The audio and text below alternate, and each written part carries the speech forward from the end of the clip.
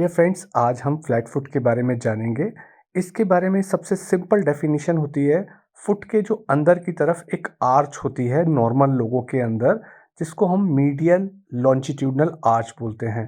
Medial side वो होती है जो शरीर के भीतर की तरफ होती है, यानी कि सेंट्रल ऑफ बॉडी की तरफ होती है। जो बाहर की तरफ फुट का हिस्सा होता है उसको लैटरल बोलते हैं।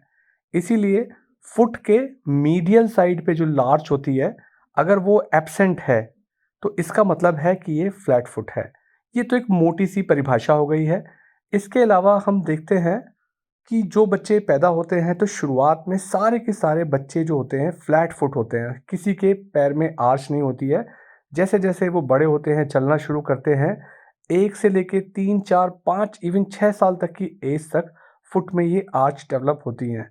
तो 4 5 6 साल तक की एज तक भी हम इनको फ्लैट फुट नहीं बोलेंगे, क्योंकि शुरुआती एज में मीडियल साइड की जो आर्च होती है वो फ्लैट होती है। पर ये एक साधारण परिभाषा हो गई है। इसको और गहनता से समझने के लिए फ्लैट फुट को हम 2 भागों में बांटते हैं। एक होते हैं फ्लेक्सिबल फ्लैट फुट, दूसरे होते हैं रिजिड फ्लैट फुट।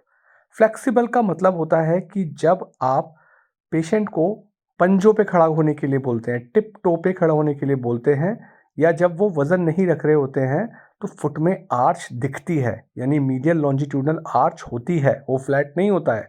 पर जैसे ही वो वज़न रखते हैं, ज़मीन पे खड़ा होते हैं, वो मीडियल लॉन्जिट्यूडनल आर्च गायब हो जाती है। तो जो शुरुआती एज में बच्चों के अंदर मीडियल लॉन्जिट्यूडनल आर्च दिखती नहीं है, उसे हम डेवलपमेंटल फ्लैट फुट बोलते हैं, क्योंकि जैसे जैसे वो बड़े होते जाते हैं, 4 5 6 साल तक की एज तक आते हैं, आर्च का डेवलपमेंट शुरू हो जाता है। अगर किसी बच्चे के अंदर 8 साल के बाद भी फुट में आर्च नहीं दिख रही है, या 8 से 10 साल की एज में, तब उसको हम सही मायने में फ्लेक्सिबल फ्लैट फुट बोलेंगे। उससे पहले वो फ्लेक्सिबल फ्लैट फुट नहीं है, वो एक डेवलपमेंटल कंडीशन है कि बड़े होते होते इनके फुट में आर्च डेवलप हो जाएंगी। दूसरी कंडीशन होती है रिजिड फ्लैट फुट वाली। इसके अंदर चाहे आप पंजे पे बच्चे को खड़ा करें या आप पूरा वजन डाल दें पैर पे, तभी भी आपके मीडियल लॉन्जिट्यूडनल आर्च, यानी कि जो अंदर की तरफ आर्च होती है, वो नहीं दिखेगी। यानी कि इसको शुरुआत में ही कोई ऐसी बीमारी है इस पेशेंट को, इस कंडीशन के अंदर, कि जिसकी वजह से उनकी आर्च डेवलप नहीं हो पाई। ज़्यादातर आम लोगों के अंदर देखा जाए तो फ्लैट फुट एक आम सी फाइंडिंग होती है, बहुत रेयर नहीं है। उनमें भी जो फ्लेक्सिबल वाली वैरायटी होती है कि जब ये अपने पंजे पे खड़े होते हैं तब उनकी आर्चेस दिखती हैं, ये वैरायटी ज़्यादा कॉमनली मिलती है। और इसमें जेनेटिक्स का भी एक रोल होता है, अगर इसको हम गहराई से समझेंगे तो। अब कुछ कंडीशन ऐसी होती हैं कि जहाँ पर पैदाइशी आपके साथ कुछ ऐसी सिचुएशन है आपके फुट के अंदर कि आपके फुट फ्लैट ही हैं, जो शायद ठीक नहीं होंगे। और कुछ कंडीशन ऐसी हैं कि जो किसी कंडीशन या डिजीज़ की वजह से आपके फुट को फ्लैट कर देती है। तो पहली बात हमने बात की थी कि कुछ नॉर्मल बच्चों में 8 साल तक की एज तक फ्लैट फुट होने के चांसेस होते हैं, जो कि नॉर्मल होता है। हालाँकि 1 से लेके 3 साल तक, 4 साल, 5 साल तक भी ये फुट के अंदर आर्चेज़ डेवलप हो जाते हैं, बट 8 साल के ऊपर नहीं आते हैं तो उसको हम फ्लैट फिट मानेंगे। अब जो कंजेनाइटल वाली वैरायटी होती है, कंजेनाइटल का मतलब होता है पैदाइशी फ्लैट फुट होना। तो कंजेनाइटल वाली जो वैरायटी होती है, उनके अंदर दोनों कंडीशन हो सकती हैं कि कंजेनाइटल वैरायटी में फ्लेक्सिबल टाइप का फ्लैट फुट भी हो सकता है और रिजिड टाइप का फ्लैट फुट भी हो सकता है। तो जब ये बच्चे पैदा होते हैं शुरुआती कंडीशन में, तब तो हम सिर्फ ऑब्जर्वेशन रख सकते हैं, क्योंकि तब तो सारे बच्चों के फुट फ्लैट होते हैं। तो उस समय इनको ज़्यादातर देखा जाता है तो फ्लेक्सिबल फ्लैट फुट ही होते हैं, जो आनुवंशिक बीमारियों की वजह से होता है फ्लैट फुट।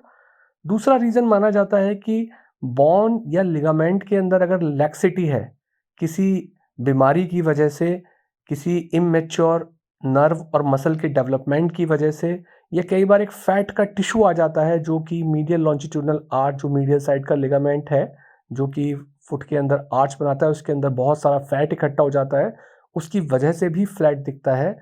तो शुरुआती एज में जब तक बच्चा छोटा होता है, 4 5 6 साल तक, तब तक तो उनके फुट फ्लैट ही होते हैं। पर 8 साल के बाद हमें कुछ कंडीशंस पे ध्यान देना होता है। जैसे कि अगर हमें पता है कि बच्चे को कोई सिंड्रोम है, जैसे कि डाउन सिंड्रोम बहुत ही कॉमनली नोन सिंड्रोम होता है, या एhlers-Danlos सिंड्रोम, इनके अंदर फ्लैट फुट मिलता है, क्योंकि जो लिगामेंट होते हैं वो बहुत ही रिलैक्स्ड होते हैं। जैसे पैदा होते वक्त अगर बच्चे के अंदर कोई दिक्कत आती है जिसे हम सेरिब्रल पैल्सी बोलते हैं, उनके अंदर भी नर्व और मसल का डेवलपमेंट ठीक नहीं होता है, वहाँ पे बीमारी की तरह फ्लैट फुट होता है, या बहुत ही मोटे किसी भी सब्जेक्ट के अंदर फ्लैट फुट होने के चांसेस काफ़ी ज़्यादा होते हैं। उसके अलावा एक कंडीशन होती है जिसको हम बोलते हैं टार्सल कोएलिशन। ये रिजिड फ्लैट फुट की कंडीशन होती है। तो बच्चों के अंदर, बड़ों के अंदर एक टार्सल बॉन्स होती हैं। तो बच्चों में जैसे-जैसे बच्चे बड़े होते जाते हैं, डेवलपमेंटल कंडीशन होती है कि अब बड़े होते जा रहे हैं, तो ये टार्सल बॉन्ड जो एक होती हैं, वो धीरे-धीरे सेपरेट होना शुरू होती हैं। अगर किसी कारणवश ये टार्सल बॉन्ड अलग ना हो और आपस में जुड़ी रह जाएँ, किसी कमी की वजह से, तो ये जो है रिजिड फ्लैट फुट होता है। तो उनके बीच में जो टिश्यू होता है, जो उनको अलग नहीं होने देता, वो बोन का बना हुआ भी हो सकता है, कार्टिलेज का बना भी हो सकता है, या फाइबर का बना हुआ भी हो सकता है। तो ये जो कंडीशन है, ये कंडीशन डेवलपमेंटल है और रिजिड फ्लैट फुट की है। मतलब कि ऐसे बच्चों के जो आर्चेज़ होते हैं, चाहे वो टिप टो खड़े हो जाएँ, चाहे वो पूरा वज़न रख के खड़े हों, उनके आर्चेज़ दिखते ही नहीं हैं। उसके अलावा कुछ और आनुवंशिक कंडीशंस होती हैं, जैसे एक पैर के अंदर हड्डी होती है जिसे हम टेलस बोलते हैं। अगर पैदाइशी टाइम से ही वो वर्टिकल टेलस है, कंजेनाइटल वर्टिकल टेलस है, तो उनका फुट फ्लैट ही रहेगा। इसी के साथ बहुत ही कॉमन एक कंडीशन होती है बच्चों के अंदर, अगर पैर थोड़े से मुड़े हुए दिखें तो उसको हम सीटीईवी बोलते हैं, कंजेनाइटल टेलिपेस इक्वाइनोवायरस टेक्निकल नाम है, उसके अंदर भी ऐसा हो सकता है। एक और बहुत कॉमन कंडीशन है जो बहुत कॉमनली देखी जाती है, डेवलपमेंटल कंडीशन है, जिसे बोलते हैं एक एसेसरी नेविकुलर बोन का पाया जाना। तो नॉर्मली सभी लोगों के अंदर एक नेविकुलर बोन होती है, बट अगर एक एक्स्ट्रा नेविकुलर बोन होती है, तो वहाँ पर पोस्टीरियर tibialis टेंडन का अटैचमेंट एब्नॉर्मल होने की वजह से, ये जो टेंडन लगा होता है उस पे खिंचाव की वजह से फुट फ्लैट हो जाता है। या जैसे हमने डाउन सिंड्रोम की बात की थी, मार्फन सिंड्रोम की, या कोई ऐसी डिफ़ॉर्मिटी है जो कि उनके अंदर लिगामेंट की लैक्सिटी की वजह से हो गई है, या कुछ फैमिलीज़ के अंदर ही कंडीशन होती है कि जहाँ फ्लैट फुट रहते हैं। एक और टेंडन्स होते हैं जिन्हें हम पेरोनियल टेंडन बोलते हैं। तो अगर ये पेरोनियल टेंडन जो होते हैं, इनमें किसी तरीके का खिंचाव आ जाए, स्पैज़म आ जाए, तो वहाँ भी फ्लैट फुट हो सकता है। तो ये कंडीशन हो गई कंजेनाइटल कंडीशंस। इसी के साथ-साथ होती हैं एक्वायर्ड कंडीशन, कि बीमारियों की वजह से फ्लैट फुट हो जाए। डायबिटीज़ है अगर किसी को, तो वहाँ फ्लैट फुट हो सकता है। फुट या एंकल में किसी तरीके से पोस्टीरियर टिबियल टेंडन के अंदर इंजरी हो जाए, तो ये वही टेंडन है जो नेविकुलर बोन पे लगा था। और एक और कंडीशन की हमने बात की थी, एक्सेसरी नेविकुलर बोन की कंडीशन। तो ये अगर किसी बीमारी की वजह से टूट जाए या इसका फंक्शन गड़बड़ हो जाए, तब भी फुट फ्लैट हो जाता है। कुछ बीमारियाँ होती हैं, जैसे कि सेरिब्रल पैल्सी हो जाए, जोड़ों की आर्थराइटिस हो जाए, आर्थराइटिस की वजह से फ्लैट फुट हो सकता है, या स्पाइन में एक बीमारी पैदाइशी होती है जिसे स्पाइना बाइफिटा बोलते हैं, उसके अंदर भी ऐसा हो सकता है। तो ऐसी डिज़ीज़ की वजह से भी हो सकता है। उसके अलावा पोस्टीरियर टिबियालिस टेंडन का किसी वजह से ट्रांसफ़र किया जाए, कोई चोट लग जाए, तो ये ढेर सारे कारण हैं। तो इसको ऐसा नहीं समझा जा सकता कि हम सारे केसेस को एक जैसा मान के चलें, कि सारे के सारे फ्लैट फुट एक जैसे होते हैं, ऐसा नहीं होता। फुट के अंदर बहुत सारी बॉन्स होती हैं, जैसे सबसे पीछे हील बॉन जो होती है, इसे हम कैल्केनियम बोलते हैं। आगे की तरफ उसके नेविकुलर बॉन होती है, 3 क्यूनिफॉर्म बॉन होती हैं। ये सब डायग्राम में दिख सकता है। ऊपर की तरफ टेलस बॉन होती है। फिर और आगे फुट में चलते हैं तो मेटाटार्सल बॉन होती हैं। तो ऐसे करके बहुत सारी चीज़ें होती हैं। बॉन्स के अलावा कुछ लिगामेंट होते हैं। ये सारी की सारी चीज़ें मिलके एक स्ट्रक्चर बनाते हैं, एक आर्च बनाते हैं। अलग-अलग इनके रोल्स होते हैं, इनमें से किसी में भी कमी आ जाए, तो आपके फुट के अंदर फ्लैट फुट होने के चांसेस बढ़ जाते हैं। कई बार जब बच्चों के अंदर डेवलपमेंटल कंडीशन में फुट की आर्च डेवलप नहीं हो पा रही है, तो उससे काफ मसल टाइट हो जाती हैं, और जो पीछे की तरफ अकिलिस टेंडन होता है वो लैक्स हो जाता है।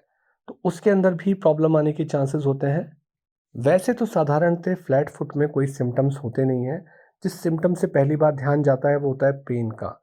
अगर किसी वजह से मीडियल लॉन्जिट्यूडिनल आर्च या एंकल पे पेन होने लगे, चाहे वो बच्चे हों या बढ़ते हुए बच्चे हों, तो उसकी वजह से जो कारण होता है कि रात में भी पेन होने लगता है। बड़ों के अंदर भी ऐसे पेन हो सकता है मसल्स के खिंचने की वजह से या टिश्यू के अंदर प्रॉब्लम आने की वजह से। तब जाके ध्यान जाता है कि ये फ्लैट फुट की वजह से है। तब उसके कारण को देखा जा सकता है कि कौन से कारण की वजह से हो रखा है, क्या प्रॉब्लम है। उसमें सारी हिस्ट्री ली जाती है, कोई पैदाइशी बीमारी से लेके कोई सिंड्रोम या कोई और प्रॉब्लम तो नहीं है, तभी जाके पता लग पाता है कि ये क्या कंडीशन है और इसके लिए क्या करना है। तो ऐसी कंडीशन की डायग्नोसिस के लिए फुट के प्रिंट लिए जा सकते हैं, कुछ एक्स-रे, कुछ एंगल्स देखे जा सकते हैं, फुट के अंदर सीटी स्कैन तक भी कराया जा सकता है। ट्रीटमेंट की बात करें कि अगर फ्लेक्सिबल टाइप का फ्लैट फुट है, तो क्या फुट में कोई ऑर्थोटिक्स लगा के पैर के अंदर इम्प्रूवमेंट हो सकता है? तो बहुत ज़्यादा इम्प्रूवमेंट नहीं होता है। हमें बस ये देखना होता है कि क्या उसको लगाने से उनके सिम्पटम्स में कुछ आराम आ रहा है या प्राइमरी डायग्नोसिस क्या है?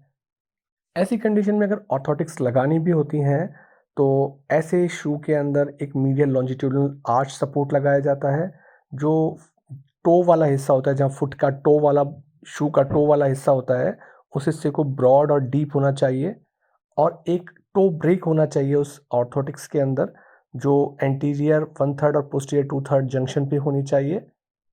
तो जो बच्चे 10 साल से बड़े हो गए हैं, जिनके अंदर फ्लेक्सिबल फ्लैट फुट सेट हो गया है कि अब इनका जो कंडीशन है वो डेवलपमेंटल नहीं है कि जो ठीक हो जाएगी अपने आप ही, तो उनके अंदर शू के अंदर ये स्पेशल इंसर्ट यूज़ किए जा सकते हैं ताकि लॉन्ग टर्म में कोई कॉम्प्लिकेशन ना आए। रेयरली कोई एंटी इन्फ्लेमेटरी जो पेन किलर्स होती हैं डॉक्टर की सलाह से वो ली जा सकती हैं। और जो दूसरी वैरायटी है, जो रिजिड वैरायटी का फ्लैट फुट होता है, अगर वहाँ पे नॉर्मल ट्रीटमेंट से सिम्पटम्स पेन वगैरह ठीक नहीं हो रहा है, तो वहाँ पर फिर सर्जिकल ट्रीटमेंट की बात आती है। उसमें चाहे बोन को सर्जरी की जाए या जो सॉफ्ट टिश्यू टेंडन्स लगे होते हैं उनकी सर्जरी होती है, जो अलग-अलग लेवल पे अलग-अलग सर्जरी होती है डिपेंडिंग अपॉन कि कौन-सी कंडीशन है। साथ में फिजियोथेरेपी से फुट की फ्लेक्सिबिलिटी बढ़ाई जाती है, जो मसल्स वीक होती हैं उनकी स्ट्रेंथनिंग बताई जाती है, जो उनकी प्रोप्रियोसेप्शन होता है उसके लिए ट्रेन किया जाता है। ये इसके साथ-साथ हो सकती है। साथ ही ट्रेनिंग भी दी जा सकती है किस प्रकार से चलना है, किस प्रकार से फुट को रखना है, तो ये भी उसका एक एडिशनल रोल हो सकता है। पेन मैनेजमेंट की बात जब पेन होता है तो रेस्ट करने से पेन में काफ़ी इम्प्रूवमेंट होता है। जिन कामों को करने से पेन बढ़े उन कामों को अवॉइड करना चाहिए।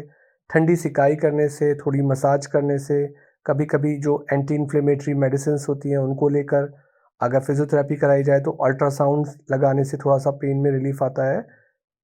साथ ही बोला जाता है कि ऐसे केसेस में आप बेयर फुट यानी कि नंगे पैर चलने की कोशिश करें, फ्लेक्सिबिलिटी वाली एक्सरसाइज करें जिसमें कि सारे के सारे जोड़ों को फुट के मूव किया जाए, खींचा जाए, थोड़ी स्ट्रेचिंग की जाए, ख़ास तौर से जो काफ मसल्स होती हैं। उसके अलावा जो साइड की फुट के मसल्स होती हैं, उनको खींचा जाता है, एक्किलिस टेंडन को खींचा जाता है, रिलैक्स किया जाता है। तो 2 तरीके की एक्सरसाइज होती हैं, एक स्ट्रेचिंग एक्सरसाइज होती हैं और एक स्ट्रेंथनिंग एक्सरसाइज होती हैं, जो दोनों की दोनों फिज़ियोथेरेपी की मदद से सीखी जा सकती हैं। ये एडिशनल ट्रीटमेंट होते हैं, जहाँ हमने शुरुआती बात की थी कि फुट के अंदर कोई ऑर्थोटिक्स डाली जा सकती हैं, एक्सरसाइज़ की जा सकती हैं और साथ में थोड़ी-सी ये साउंड लगाई जा सकती है। बट जो कंडीशन रिजिड फ्लैट फुट की हैं या जिनके पीछे कोई बीमारी है, वहाँ तक जाते-जाते एक कंडीशन में फिर सर्जिकल ट्रीटमेंट की ज़रूरत भी पड़ सकती है। हालाँकि ज़्यादातर केसेज़ में किसी प्रकार की कोई ट्रीटमेंट की आवश्यकता नहीं होती है। ट्रीटमेंट की आवश्यकता सिर्फ़ फ्लैट फुट होने की वजह से नहीं होती है। अगर किसी को फ्लैट फुट है और उसको अनबियरेबल पेन हो रहा है, जो नॉर्मल चीज़ों से ठीक नहीं हो रहा है, तभी इन सारे ट्रीटमेंट की आवश्यकता होती है। अदरवाइज़ किसी प्रकार के ट्रीटमेंट की कोई ज़रूरत नहीं पड़ती है।